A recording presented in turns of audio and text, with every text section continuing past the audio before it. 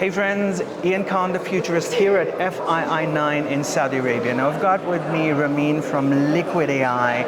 You've got to hear their story on what they do because it's really compelling. Ramin, welcome to the Futurist. Thank you. Tell me how FII is going for you so far. How's the experience? It's amazing. It's big. This is my first one. Yeah. And I'm really impressed. Yeah, it's really well done, and there's a lot going on. I haven't been able to keep up. Tell us about Liquid AI. You're out of MIT. Tell us what's the problem that you're solving? Yeah, absolutely. So we are building foundation models for devices. So that means like we build extremely efficient AI systems that can go on, let's say, directly on silicon. And this means like you can bring AI onto your phones, onto your laptops, without even having access to internet. Okay. So the computation actually happens directly on that device. Is that what is edge computing? Exactly. So Okay. you bring it on the edge, Okay. right? So now the backstory of our company, we are 4 co-founders, spun out of MIT 2.5 years ago.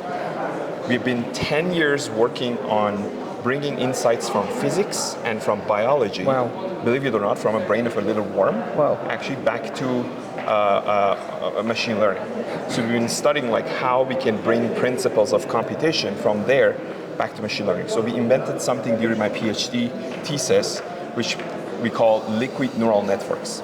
So liquid neural networks, liquid for adaptability. Yeah. These are the type of neural networks that are brain inspired, and then because of that ability to actually be flexible, they can pack a lot more knowledge and intelligence inside them so that you can have a very tiny model that can actually do as good as, let's say, a ChatGPT function on the device. So you can have like that kind of interaction. They're advanced data processing systems, brain inspired. And we built everything from scratch, building those foundation models for devices ourselves. And this technology has evolved now into something that is more parallelized, more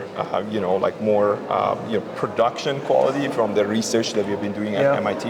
And we're today working with enterprises around the globe. So our headquarters is in Boston. We have an office in San Francisco. Very cool. And we have an office in Tokyo. Yeah, very nice. Yeah, I remember being at MIT, and we interviewed Daniela Russ, and I was in her lab, and I'm looking at everything around there. I'm like, oh my God, this is where a lot of the crazy things happen. So believe it or not, Daniela is my co-founder. Oh, she's your co-founder? Yes, so okay. we are actually based, I'm coming from Daniela's lab. So we have been working together for the last Very cool. 9 years. Yeah, she was in our episode of the first one. Yes.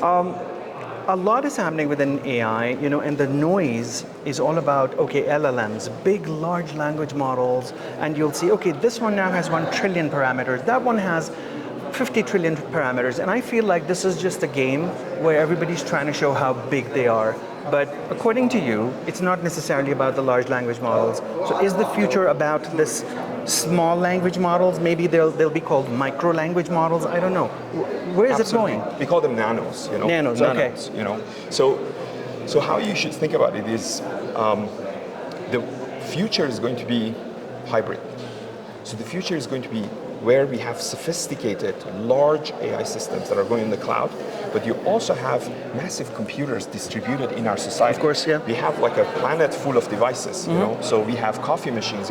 Any place that you have like a Raspberry Pi that powers a robot, or where you have like a mobile computer, you could use that compute for making efficient algorithms and also bringing algorithms in the hand of people. So you can see that there's some work that can be uploaded to the edge and some work to be done on the cloud.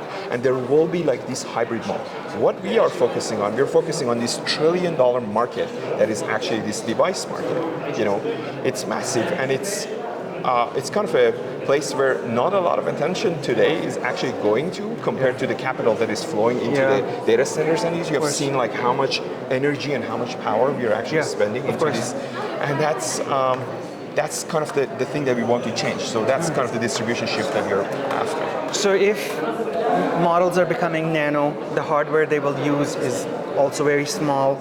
Does that mean that the cost of running AI, building AI is going to decrease? Absolutely. Right? Because right now it's expensive. 100%. So one of the big value propositions of our technology is that we are between 10x to 100x reducing the energy and incredible. carbon footprint of AI systems. Wow, that's incredible. If you actually bring it like to the device. Yeah, no, that's crazy. Yeah. We want to watch your journey and see what you guys are doing, so we will stay in touch. But thank you so much for sharing the last few minutes with us, just helping us understand where the AI push is going, because it's important, and everybody's watching the AI, journey as it is. So thank you so much. Absolutely. Really appreciate you coming on board. Thank you.